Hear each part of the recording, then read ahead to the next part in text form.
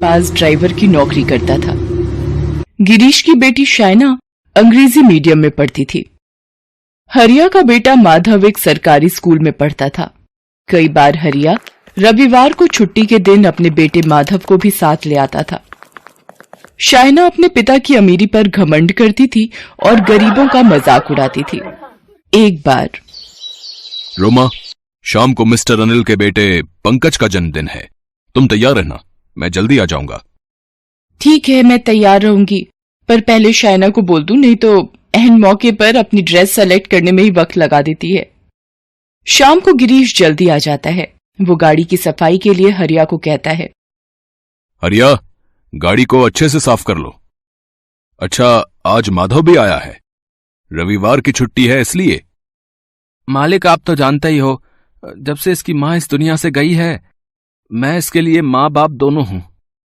रविवार का दिन था, इसलिए हरिया माधव को अपने साथ ही ले आया था। थोड़ी देर बाद रोमा और शायना भी आ जाते हैं। शायना माधव को देखकर मुंह बनाने लगती है। मम्मी, ये माधव मुझे एक आंख नहीं भाता, इसके पास से बदबू आती है। आज फिर हरिया काका इसे साथ ले आए हैं, मुझे इसे देखकर इरिटेशन होती है। शायना, ऐसी बात नहीं करते, अभी हरिया सुन लेता तो। रोमा, शायना को थोड़ा समझाया करो। हरिया हमारे पास बरसों से काम कर रहा है, माधव उसका बेटा है, इस तरह की बात सुनकर उसे दुख होगा। माधव शायना की बात सुन लेता है और उदास हो जाता है। पार्टी में पहुंचकर सब लोग व्यस्त हो जाते हैं। शायना भी पंकज और उसके दोस्तों के साथ पार्टी एंजॉय करने लगती है। इतनी देर में उसे याद आता है कि जो गिफ्ट वो पंकज के लिए अपनी तरफ से लाई थी, वो गाड़ी में ही भूल आई है। वो गिरीश से कहती है, पापा, मैं जो पंकज के लिए पर्सनली गिफ्ट लाई थी वो गाड़ी में रह गया। पंकज केक काटने जा ही रहा है, प्लीज ला दो। रुको, मैं हरिया को फोन कर देता हूं, वो दे जाएगा जल्दी से। गिरीश हरिया को फोन करता है। इतनी देर में हरिया को गाड़ी पार्किंग पर लगानी थी। वो माधव से कहता है, माधव बेटा, डिब्बा अंदर मालिक को पकड़ाओ, मगर ध्यान से, खराब ना हो। ठीक है बाबा, मैं दे आता हूं। माधव अंदर जाता है और गिफ्ट पैक हरीश को देता है। मालिक, ये बाबा ने भिजवाया है, वो गाड़ी पार्किंग पर लगाने गए हैं। अच्छा बेटा, वो सामने शायना खड़ी है, अपने दोस्तों के साथ, उसे जाकर दे दो। शायना दीदी, ये मालिक ने बोला है आपको दे दूं। ओफो, ये पापा भी ना, फिर इस माधव को मेरे सामने कर दिया, सारा माहौल खराब हो गया। ये कौन है शायना, जिसकी वजह से तुम अपना मूड खराब कर रही हो? फ्रेंड्स, ये हमारे ड्राइवर का बेटा माधव है। अच्छा, मतलब नौकर का बेटा, फिर तो ये भी नौकर ही हुआ। ए नौकर, जा मेरे लिए सामने की टेबल से जूस लेकर आ। माधव पंकज को जूस लाकर देता है। जैसे ही माधव जाने लगता है, शायना अपना पैर अड़ा देती है। माधव जोर से गिर जाता है। शायना और सारे दोस्त हंसने लगते हैं। ओह सॉरी माधव, तुम्हें कोई चोट तो नहीं आई? मैंने तुम्हें जानबूझकर नहीं गिराया, वो मेरा पैर आगे की ओर था। एक दिन, अरे शायना, तुम्हारे अमेरिका वाले चाचा और चाची इस रक्षाबंधन पर घर आ रहे हैं। मम्मा, फिर तो रोहित भैया को मैं राखी बांधूंगी और वो मुझे न्यू टैबलेट फोन गिफ्ट में दे देंगे। उन्होंने मुझे प्रॉमिस किया था। शायना, अभी तुमने अपने जन्मदिन पर जिद करके एक मोबाइल फोन लिया था, अब तुम रक्षाबंधन पर रोहित से टैबलेट फोन की जिद कर रही हो। बेटा, इतने फोन का क्या करोगी? कोई बात नहीं जी, त्योहार है। बहन अपने भाई से तो उपहार में पसंद की चीजें ले रही है, हमें बीच में नहीं आना चाहिए। ठीक है भाई, जैसी तुम दोनों की मर्जी। अच्छा, कल रक्षाबंधन के लिए क्या क्या सामान लाना है? हरिया को बोलकर मंगवा लो, कल हो सकता है वो भी छुट्टी पर रहे, त्योहार का दिन है। ठीक है, आप हरिया को बोल दो, मैं उन्हें पर्चा लिख देती हूँ।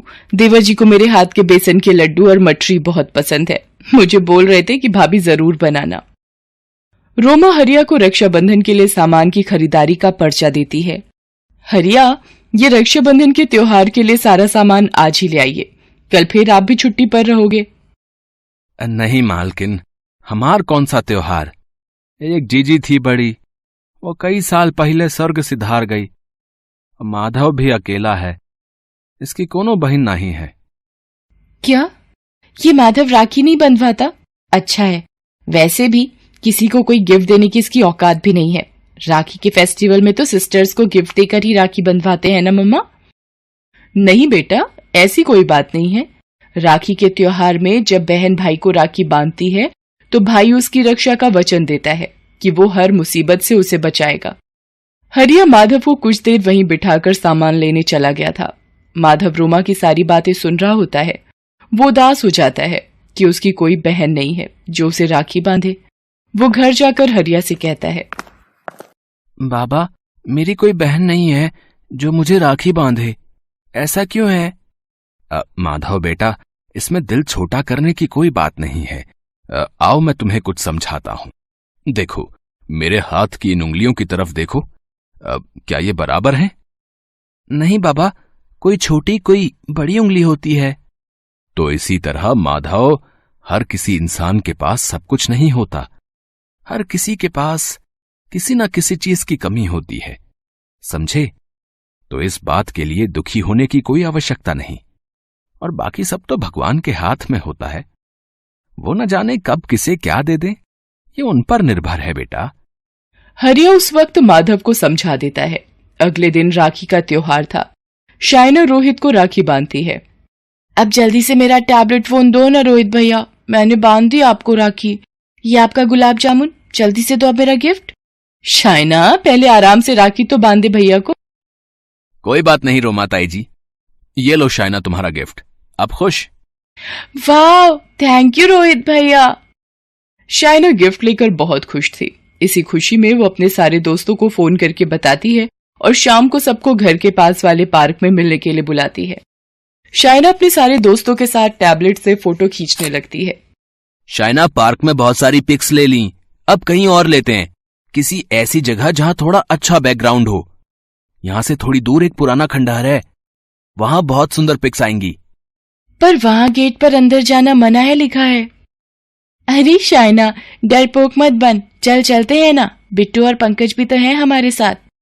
शाइना सारे फ्रेंड्स के साथ खंडहर में चली जाती है। शाइना को खंडहर में जाते माधव देख लेता है। शाइना दीदी, इस खंडहर में? अरे यहां पर तो जाना मना है। शाइना दीदी, अंदर मत जाओ, अंदर कोई नहीं जाता। माधव, तुम कौन होते हो मुझे यहाँ से बाहर जाने के लिए कहने वाले? चलो जाओ यहाँ से। शाइना दोस्तों के साथ खंडहर में चली जाती है और सब मिलकर पिक्स खींचने लगते हैं। शाइना, थोड़ा उस कुएं के ऊपर खड़ी हो, तब तेरी फोटो बहुत अच्छी आएगी। हाँ हाँ, यस। अब ऐसे दिखा जैसे तू कुएं में गिरने वाली है। शाइना का ध्यान पंकज की बातों में था। उसने ध्यान ही नहीं दिया और अचानक उस सूखे कुएं में गिर गई। सारे दोस्त ये देखकर घबरा गए और वहां से भाग गए। कुआं सूखा था, इसलिए गिरने पर शाइना को चोटें लगी। वो कराह रही थी। माधव अभी भी खंडहर के बाहर खड़ा था।